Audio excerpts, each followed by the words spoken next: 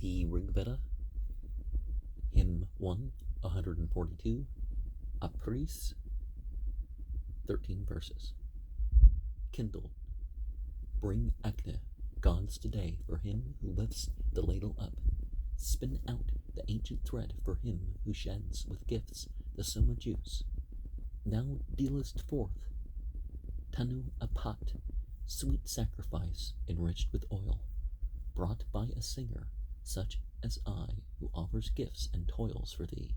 He, wondrous, sanctifying, bright, sprinkles the sacrifice with mead, thrice, Nara Samsa, from heavens. A god mid gods, adorable, Agni besought, bring hitherward Indra, the friend, the wonderful. For this my hymn of praise, O sweet of tongue, is chanted forth to thee. The ladle holders strew trimmed grass at this well-ordered sacrifice. A home for Indra is adorned, wide, fittest to receive the gods. Thrown open be the doors divine, unveiling that assist the right, high, purifying, much desired, so that the gods may enter in. May night and morning hymned with lauds. United, fair to look upon, strong mothers of the sacrifice, seat them together on the grass. May the two priests divine, the sage, the sweet voiced lovers of the hymn, complete this sacrifice of ours, effectual, reaching heaven today.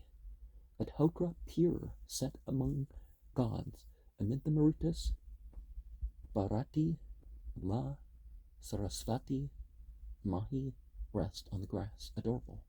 May Vashtar send us genial dew abundant, wondrous, rich in gifts, for increase and for growth of wealth. Vashtar, our kinsman and our friend. Vanaspate, give forth thyself, and call the gods to sacrifice. May Agni, God intelligent, speed our oblation to the gods. The value joined with Pushan, with the Marutas, and the host of gods, to Indra who inspires the hymn, pride glory, and present the gift. Come hither to enjoy the gifts prepared with cry of glory. Come, O Indra, hear their calling, they invite thee to the sacrifice. In some language, as when you talk about the gods, you can also talk about it all as just the same deity, without even different personages. But here, the language would indicate like what we tend to mean by angels, because the Devi is, whatever. And I'm reminded of Joseph Campbell and one of the things that he said, because he was relating how he asked somebody what they meant by God, because people mean all sorts of different things. Hymn 143, Agni, 8 verses. To Agni I present a newer, mightier hymn. I bring my words and song unto the Son of Strength, who, offspring of the waters, bearing precious things, sits on the earth in season, dear invoking priest.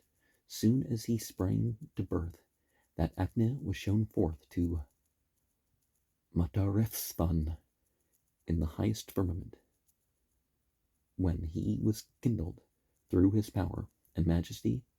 His fiery splendor made the heavens and earth to shine. His flames, that wax not old, beams fair to look upon, of him whose face is lovely, shine with beauteous sheen. The rays of Agni, him whose active force is light, through the nights glimmer, sleepless, ageless, like the floods.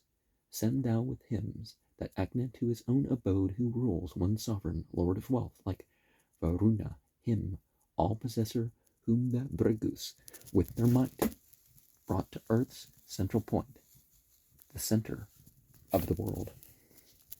He whom no force can stay, even as the Marutas roar, like to a dart sent forth, even as the bolt from heaven. Agni, with sharpened jaws, chews up and eats the trees, and conquers them as when the warrior smites his foes. And will not Agni find enjoyment in our praise? Will not the Vasu grant our wish with gifts of wealth? Will not the Inspirer speed our prayers to gain their end? Him with the radiant glance I laud with this my song. The kindler of the flame wins Agni as a friend, promoter of the law, whose face is bright with oil, inflamed and keen, refulgent in our gatherings. He lifts our hymns on high, clad his radiant hues, keep us incessantly with guards that cease not. Agni with guards auspicious, very mighty, with guards that never slumber, never heedless, never beguiled, O helper, keep our children. And it's important to realize that even amongst entities that are not morally distinguished, or however you would want to phrase that, there is hierarchy. Hymn 144, Agni, 7 verses. The priest goes forth to sacrifice, with wondrous power sending aloft the hymn of glorious brilliancy. He moves to meet the ladles, turning to the right, which are the first to kiss the place where he abides. To him sang forth with the flowing streams of holy law, encompassed in the home and birthplace of the god. He, when he dwelt, extended in the water's lap, absorbed those godlike powers for which he is adored, seeking in chorus altern to reach the selfsame end. The two co-partners strive to win this beauteous form. Like Banka must he be duly invoked by us, as he who drives the car holds fast to the horse's reins. He whom the two co-partners with observance tend, the pair who dwell together in the same abode. By night as in the day, the grey one was born young, passing untouched by eld through many an age of man. Him the 10 fingers the devotions animate. We mortals call on him a god to give us help. He speeds over the sloping surface of the land. New deeds hath he performed with those who gird him round. For Agni, like a herdsman, thou by thine own might rulest over all that is in heaven and on the earth. And these two mighty ones, bright, golden, closely joined, rolling them round, are come unto thy sacred grass. Agni, accept with joy, be glad in this our prayer. Joy giver, self-sustained, strong, born of holy law, for fair to see art thou, turning to every side, pleasant to look on as a dwelling filled with food. And it's important to work our bodily identification with divine principles. Hymn 145, Agni, 5 verses. Ask ye of him, for he is come, he knoweth it. He full of wisdom is now implored. With him are admonitions, and with him commands. He is the Lord of strength, the Lord of power and might. They ask of him, not all learn by their questioning, what he the sage hath grasped, as 'twere with his own mind, forgetting not the former nor the latter word. He goeth on, not careless in his mental power. To him these ladles go, to him these racing mares. He only will give ear to all the worlds. I speak, all speeding victor, perfecter of sacrifice, the babe, with flawless help, hath mustered vigorous might. Whate'er he meets he grasps, and then runs farther on, and straightway, newly born, creeps forward with his kin. He stirs the wearied man to pleasure and great joy. What time the longing gifts approach him as he comes. He is a wild thing of the flood and forest. He hath been laid upon the highest surface. He hath declared the lore of works to mortals. Acne the wise, for he knows law the truthful. And, of course, the divine side would have to follow its own law. Hymn 146, Acne, 5 verses. I laud the seven-rayed, the triple-headed, Acne, all perfect in his parent's bosom, sunk in the lap of all that moves and moves not, him who hath filled all luminous realms of heaven. As a great steer he grew to these his parents. Sublime he stands, untouched by eld, far-reaching. He plants his footsteps on the lofty ridges of the broad earth. His red flames lick the udder, coming together to their common youngling both cows, fair-shaped, spread forth in all directions, measuring out the paths that must be traveled. Entrusting all desires to him, the mighty, the prudent sages lead him to his dwelling, guarding with varied skill the ever-youthful. Longing, they turn their eyes unto the river. To these the Son of Men was manifested, born, noble in the regions, aim of all men's eyes, to be implored for life, by great and small alike. Far as the wealthy one hath spread himself abroad, he is the sire, all visible, of this progeny. And, I mean, not all of this hymn, but we do find that acne in particular, it's like, we're talking about acne, like acne is related to all the trumps of the tarot. Hymn 147, Acne, 5 verses. How Acne hath the radiant ones, aspiring, endued thee with the vigor of the living, so that on both sides, fostering seed and offspring, the gods may joy in holy law's fulfillment.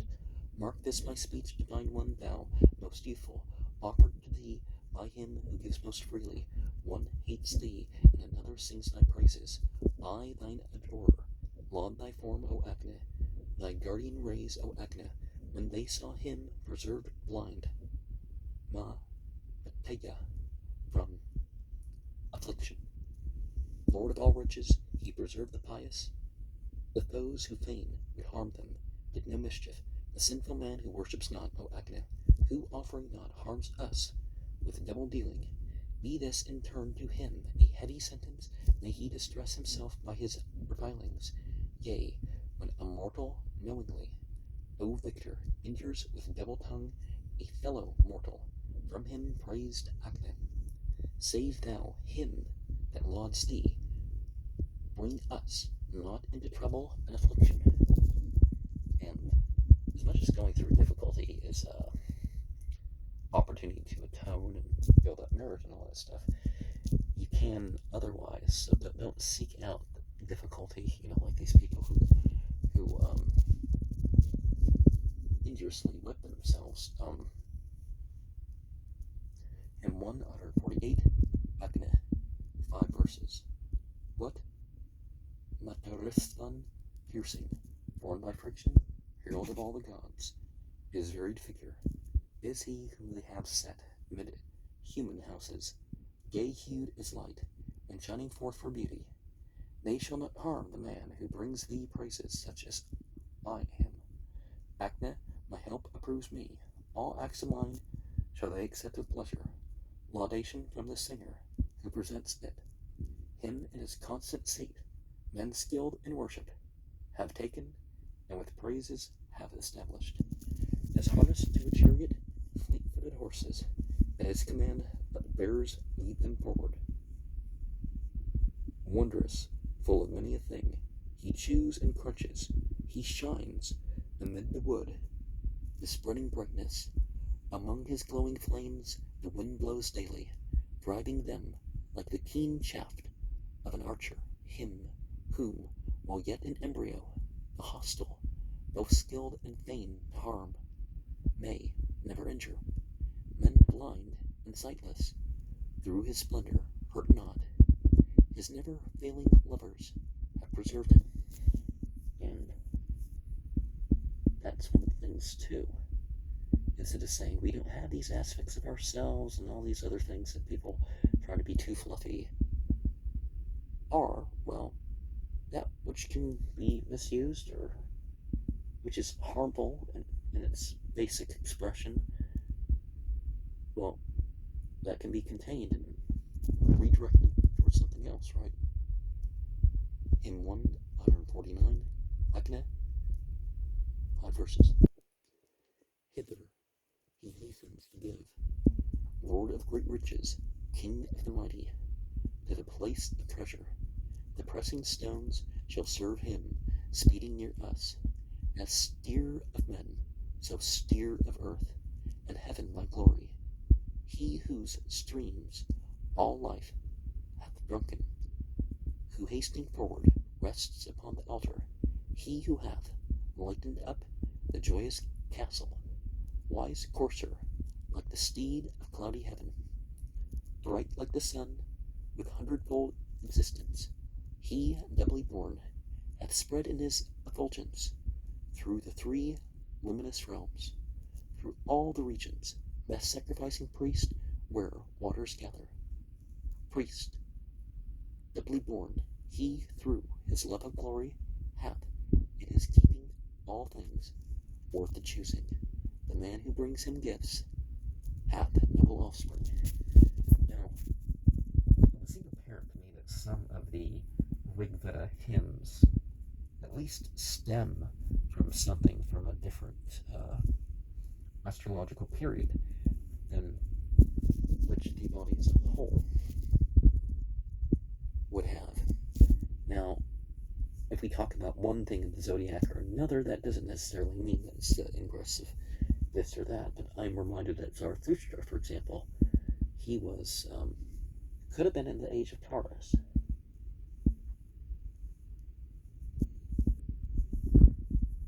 And hymn 150, Akne, 3 verses. Akne, thy faithful servant, I call upon thee with many a gift, as in the keeping of the great inciting God. Thou who e'er movest thee to aid the indolent, the godless man, him who, though wealthy, never brings an offering. Splendid, O singer, is that man, mightiest of the great in heaven. Akne, may we be foremost, we thy worshippers. And those who aren't wealthy, there can be an excuse for them not giving at all. But it's for everybody to be worshippers, regardless.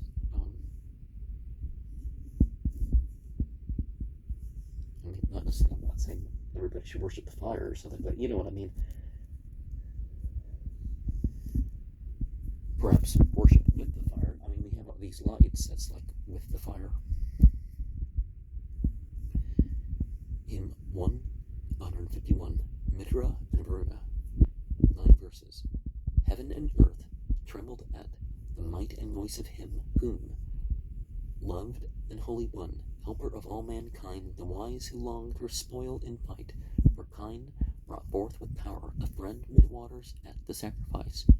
As these like friends have done this work for you, these prompt servants of Purum Ilha, Somer offerer, give mental power to him who sings the sacred song, and hearken, strong ones, to the master of the house. The folk have glorified your birth from earth and heaven, to be extolled, ye strong ones, for your mighty power. Ye, when ye bring to singer and the right, enjoy the sacrifice performed with holy praise and strength. The people prospers. Asuras, whom ye dearly love, ye righteous ones, proclaim aloud the holy law, that efficacious power that comes from lofty heaven. Ye bind unto the work, as to the pole an ox. On this great earth ye send your treasure down with might, unstained by dust. The crowding kine are in the stalls. Here in the neighborhood they cry under the sun at morning and at evening, like swift birds of prey. The flames with curling tresses serve your sacrifice, whereto ye sing the song, Mitra and Varuna. Send down of your free will, prosper our holy songs. Ye are sole masters of the singer's hymn of praise. Whoso with sacrifices toiling brings you gifts and worships, sage and priest, fulfilling your desire. To him do ye draw nigh and taste his sacrifice. Come well inclined to us, unto our songs and prayer. With sacrifices and with milk, ye deck you first, ye righteous ones, as if through stirrings of the mind. To you they bring their hymns, with their collected thought, while ye with earnest soul come to us gloriously. Rich strength of life is yours, ye heroes have obtained through your surpassing powers. Rich, far extending night, not the past days conjoined with nights, not rivers, not the Hamnis have attained your godhead and your wealth. Now some will say that Hamnis is the same as Phoenix, but the main point that I think we should go away with this is that what we use in our worship should be connected to our own efforts. And if you offer a scent offering, whether it's through putting a rose in your pocket or whatever, that you've physically went to the effort yourself to get this, that you physically went to the effort to purchase what you bring and all that stuff.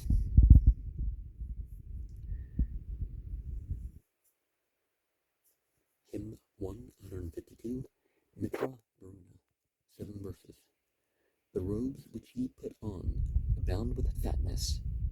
Uninterrupted courses are your counsels. All falsehood, Mitra Varuna, ye conquer, and closely cleave unto the law eternal. This might of theirs hath no one comprehended. True is the crushing word the sage hath uttered. The fearful four-edged bolt smites down the three-edged, and those who hate the gods first fall and perish. The footless maid preceded footed creatures. Who marketh Mitra Varuna? This your doing. The babe unborn supporteth this world's burthen, fulfilleth law and overcometh falsehood. We look on him, the darling of the maidens, always advancing, never falling downward, wearing inseparable, widespread raiment, Mitra's and Varuna's delightful glory. Unbridled courser, born, but not of horses, neighing, he fleeth on, with back uplifted, the youthful love, mystery, thought, surpassing, praising in Mitra Varuna its glory. May the milch kine who favor Mateya prosper in this world, him who loves devotion. May he, well skilled in rites, be food and calling a dead with his lips. Give us assistance. Gods, Mitra Varuna, with love and worship, let me make you delight in this oblation. May our prayer be victorious in battles. May we have rain from heaven to make us prosper. Hymn 153, Mitra Varuna, 4 verses.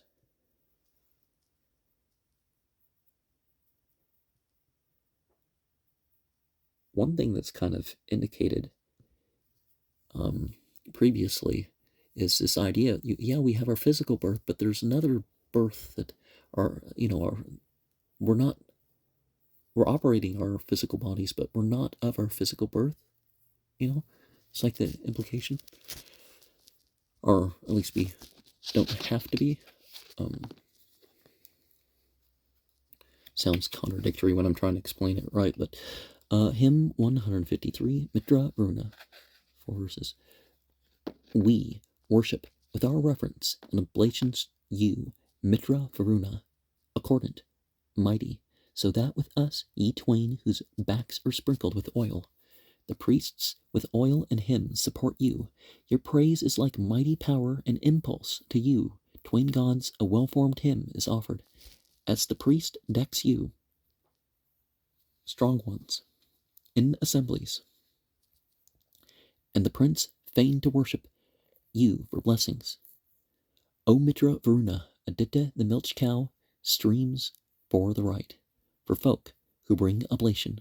When in the assembly he who worships moves you, like to a human priest with gifts presented, so may the kine and heavenly waters pour you sweet drink, in families that make you joyful. Of this may he, the ancient house lord, give us. Enjoy, drink of the milk the cow provideth. And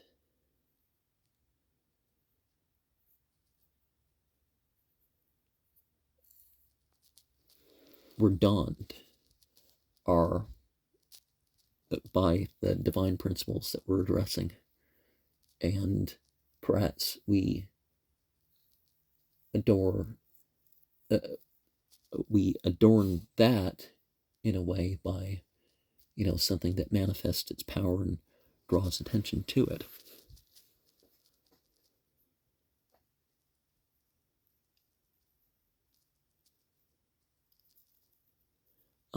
Hymn 154, Vishnu, 6 verses. I will declare the mighty deeds of Vishnu, of him who measured out the earthly regions, who propped the highest place of congregation, thrice setting down his footstep, widely striding for this, his mighty deed is Vishnu lauded, like some wild beast, dread, prowling, mountain roaming, he within whose 3 wide extended paces all living creatures have their habitation. Let the hymn lift itself as strength to Vishnu, the bull far striding, dwelling on the mountains, him who alone with triple step hath measured this common dwelling place, long, far extended, him whose 3 places that are filled with sweetness imperishable, joy as it may list them, who verily alone upholds the threefold, the earth, the heaven, and all living creatures. May I attain to that, his well-loved mansion, where men devoted to the gods are happy, for there springs close akin to the wide strider, the well of Meath in Vishnu's highest footstep. Fain would we go unto your dwelling places, where there are many horned and nimble oxen, for mightily there shineth down upon us the widely striding bull's sublimest mansion. And we think of the 3 realms in that way, right? Typically we'd think of the light beings, the fire beings, and the clay beings, but we can also think of the near, the far, and what dwells there, and that there's a heavenly, a worldly semblance of the heavenly order. Hymn 155, Vishnu Indra, 6 verses. To the great hero, him who sets his mind thereon, and Vishnu praise aloud in song, your draught of juice, gods ne'er beguiled, who, born as 'twere by noble steed, have stood upon the lofty ridges of the foothills. Your Soma drinker keeps afar your furious rush, Indra and Vishnu, when ye come with all your might, that which hath been directed well at mortal man, bow armed, Krithanu's arrow, ye turn far aside. These offerings increase his mighty manly strength. He brings both parents down to share the genial flow. He lowers, though a son, the Father's highest name. The third is that which is high in the light of heaven. We laud this manly power of him, the mighty one, preserver, inoffensive, bounteous, and benign. His who strode widely pacing with 3 steppings forth over the realms of earth for freedom and for life. A mortal man, when he beholds 2 steps of him who looks upon the light, is restless with amaze, but his 3rd step doth no one venture to approach, no, nor the feathered birds of air, who fly with wings. He, like a rounded wheel, hath in swift motion set his 90 racing steeds together with the 4, developed, vast in form. With those who sing forth praise, a youth, no more a child, he cometh to our call. And we see in here a 3-fold development, right? Hymn 156, Vishnu. 5 verses. Far shining, widely famed, going thy wonted way, fed with the oil, be helpful, Mitra, like to us. So Vishnu Ain. Yin. The wise must swell thy song of praise, and he who hath oblations pay thee solemn rites. He who brings gifts to him, the ancient and the last, to Vishnu who ordains, together with his spouse, who tells the lofty birth of him, the lofty one, shall verily surpass in glory in his peer. Him have ye satisfied, singers, as well as ye know, primeval germ of order, even from his birth, ye knowing in his name, have told it forth. May we, Vishnu, enjoy the grace of thee, the mighty one, the sovereign Varuna, and both the Asvins wait on this, the will of him who guides the Marut host. Vishnu hath power supreme and might that finds the day, and with his friend unbars the stable of the kine. Even he, the heavenly one, who came for fellowship, Vishnu to Indra, godly to the godlier, who, maker throned in 3 worlds, helps the Arya man and gives the worshipper his share of holy law. It's important for us to realize that the divine side waits for the ultimate divine order, and that there are some names or qualities of divinity that are higher on the scale than others.